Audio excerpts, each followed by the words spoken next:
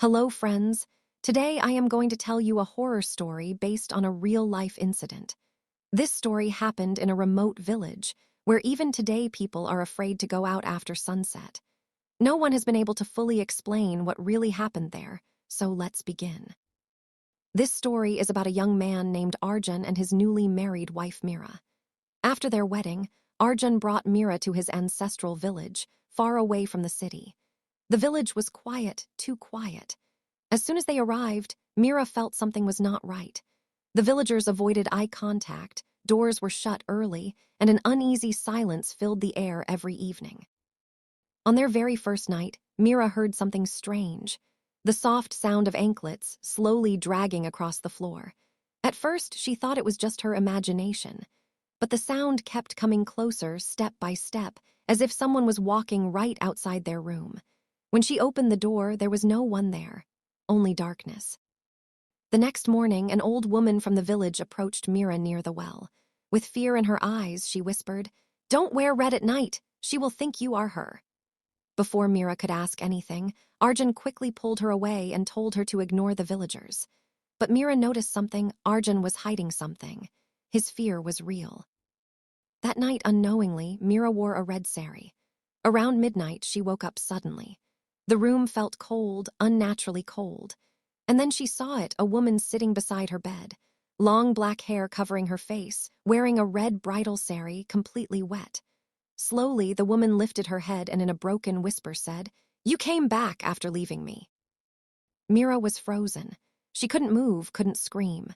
The woman leaned closer, revealing a horrifying face, half burned, half decayed, with hollow, empty eyes. And then she disappeared. Terrified, Mira demanded the truth from Arjun the next day. And what he revealed was something he had buried for years. Before leaving for the city, Arjun was engaged to a village girl named Lalita. She loved him deeply and waited for him to return. But Arjun never came back. Broken and abandoned, Lalita dressed as a bride one stormy night and walked into the river, ending her life. But her body was never found.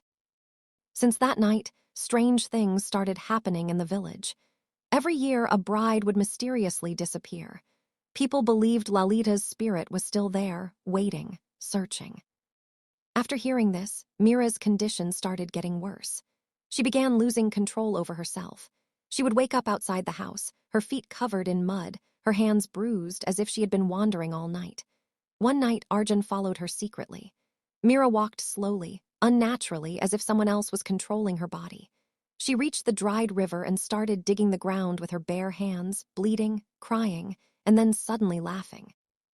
Then she stopped, slowly turned toward Arjun, and in a voice that was not hers said, "You left me once, you won't leave again." The villagers gathered the next day. They knew what was happening.